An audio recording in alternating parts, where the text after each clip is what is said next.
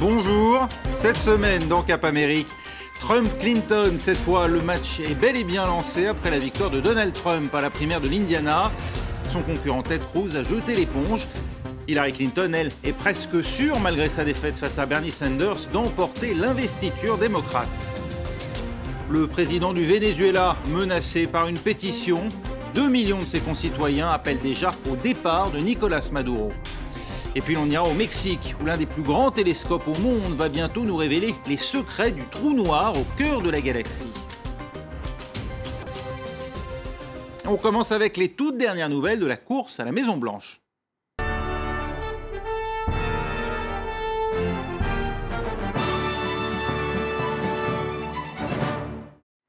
Cette fois, c'est fait, il n'a plus de rivaux, Donald Trump, dans la course à l'investiture républicaine.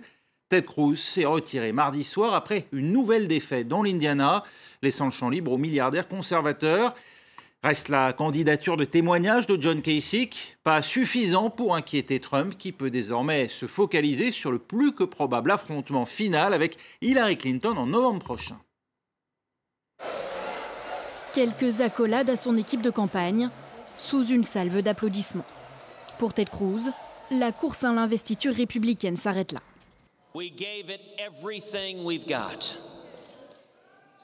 Nous avons tout donné, mais les électeurs en ont décidé autrement.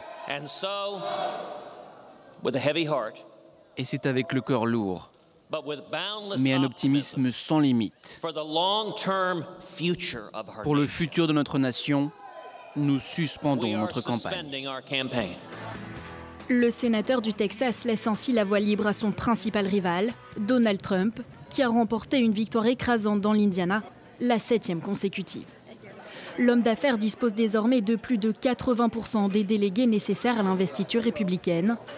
Son seul rival encore en lice, John Kasich, en cumule à peine plus de 10%. Dans son discours, Donald Trump enterre la hache de guerre et se pose en candidat rassembleur d'un parti plus que jamais divisé. J'ai fait face à des adversaires tous plus incroyables les uns que les autres au sein de ce parti.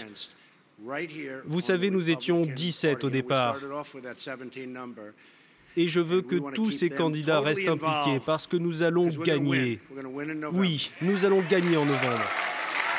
Un ton qui contraste avec celui de ces derniers jours. Mardi, alors que les électeurs de l'Indiana se rendaient aux urnes, Donald Trump et Ted Cruz se sont livrés à un échange virulent d'insultes.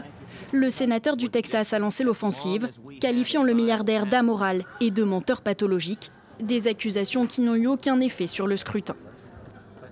Et côté démocrate, Bernie Sanders a à nouveau créé la surprise en remportant la primaire de l'Indiana. Mais la répartition des voix à la proportionnelle fait qu'Hillary Clinton est mathématiquement quasi certaine d'être investie au mois de juillet à la Convention démocrate. Jusqu'où ira la crise au Venezuela ? Privé d'une partie de la manne pétrolière par la chute des cours, l'économie s'est déjà effondrée. L'État n'a plus les moyens de faire travailler ses fonctionnaires que 2 jours par semaine pour économiser l'électricité.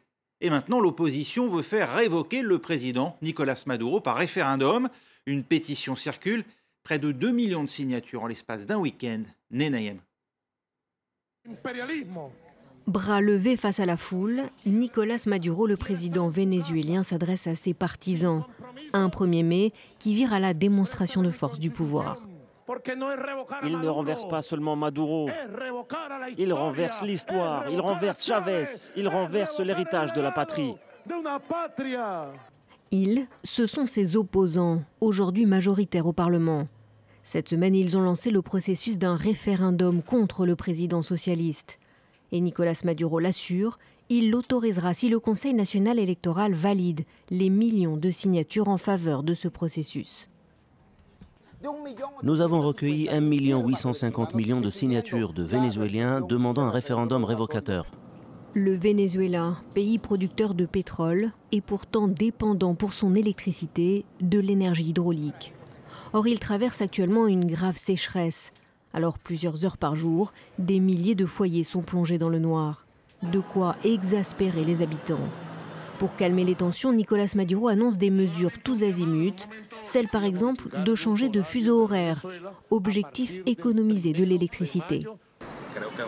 Je pense que cette mesure n'aidera pas à économiser l'énergie parce que le problème de fond, c'est le manque de surveillance et la négligence quant à la maintenance du système énergétique national, mais aussi l'absence d'investissement dans un nouvel équipement pour le rénover. Et le président ne s'arrête pas là. Autre annonce par mesure d'économie. L'administration publique ne travaillera plus que le lundi et le mardi pendant ces semaines extrêmement critiques.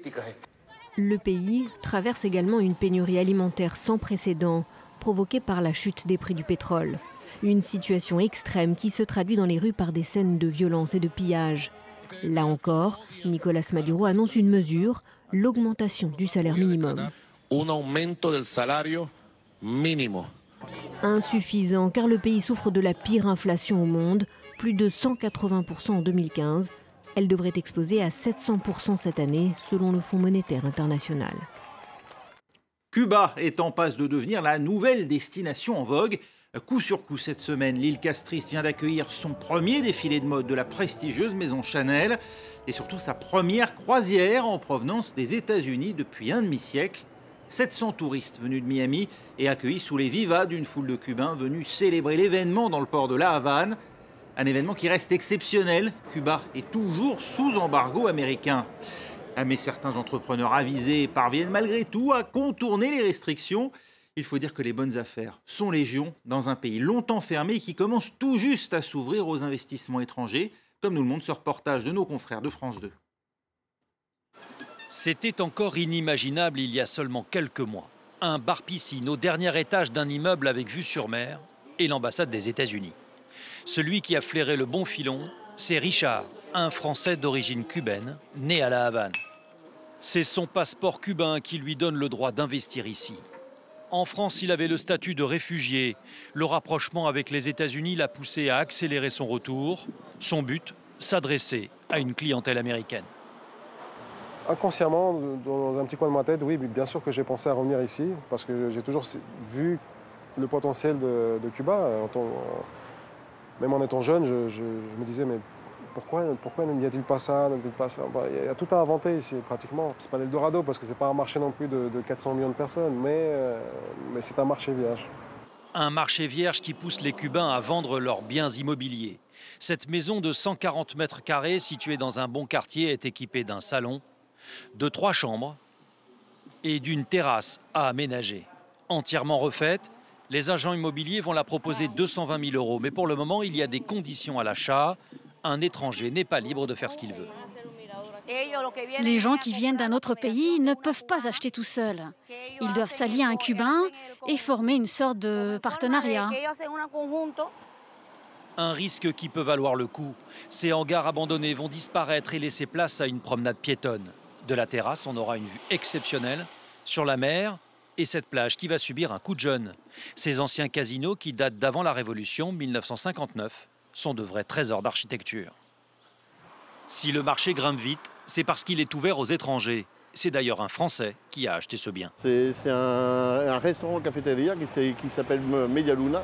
Au total, entre l'achat et la rénovation, Pierre n'a investi que 50 000 €. Une bonne affaire, pas forcément accessible à tous. Mais lui est marié avec une Cubaine et connaît très bien les règles locales. Si tout le monde fait comme ça doit être fait et respecte les règles du jeu comme l'État cubain souhaite le faire, ça va créer inévitablement un boom en termes de travail et de possibilités d'achat qui va permettre au pays d'améliorer encore plus son économie. Ça a été fait pour ça. Retour chez Richard, signe que tout va vite à La Havane. Notre Français d'origine cubaine est en train de révolutionner la nuit. On se croirait presque à New York ou Ibiza. Les temps de la révolution sont décidément bien loin. Observer le trou noir géant situé au cœur de notre galaxie, c'est le projet d'une équipe de scientifiques internationaux. Les télescopes les plus performants au monde sont mobilisés pour cette grande première. Le plus grand d'entre eux, il se trouve au Mexique. Nos correspondants Natacha Pizet et Mathieu Commun ont rendu visite à l'équipe qui l'entoure. Sur ce volcan de la Sierra Negra, un grand moment se prépare. Ce télescope est l'un des plus puissants au monde. Sa parabole de 50 mètres de diamètre, le LMT, arrivera peut-être à prendre les tout premiers clichés d'un phénomène qui, jusqu'à maintenant, n'a été vu que dans les films de science-fiction. David Hughes est venu ici à 4600 mètres d'altitude dans l'espoir de réussir ce grand pari. Ce soir, on va connecter le LMT à un grand réseau de télescopes partout dans le monde. Et on va tenter d'obtenir les premières images d'un trou noir supermassif. Un trou noir supermassif, un grand mystère au milieu de notre galaxie. Il contiendrait de la matière des millions de fois plus lourde que notre Soleil. Selon la théorie d'Einstein, c'est ce trou noir qui tire les ficelles de nos existences. Mais obtenir les images pour le prouver se révèle être une tâche titanesque. Alors que l'obscurité enveloppe le volcan, l'équipe de David entre en action à l'intérieur du télescope. Être perché là-haut n'est pas une partie de plaisir. On travaille avec très peu d'oxygène, donc on doit faire attention aux décisions qu'on prend. Mais d'un autre côté, c'est tellement excitant, on essaie de découvrir la face cachée de notre univers. Ce soir, David assure la synchronisation de ce télescope avec les autres installés au Chili, en Arizona et à Hawaï. Ensemble, ils vont tenter de voir l'ombre que le trou noir jette sur la matière qui l'entoure. C'est la seule manière de l'apercevoir. Mettre tous ces télescopes en réseau, c'est le grand défi de Lindy Blackburn depuis des années. À gauche, par exemple, c'est une image du centre de notre galaxie prise seulement avec notre LMT.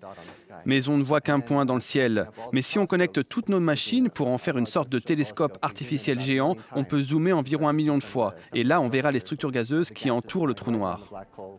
Coordonner ces télescopes dans des endroits aussi reculés relève de la prouesse technologique. Et la météo doit être parfaite à tous les points d'observation. L'année prochaine, l'équipe poursuivra un but encore plus ambitieux, mettre en réseau 9 télescopes. Comprendre les trous noirs, l'aventure ne fait que commencer. Nous voilà à la fin de ce numéro de Cap Amérique. On se retrouve la semaine prochaine. Restez avec nous sur France 24.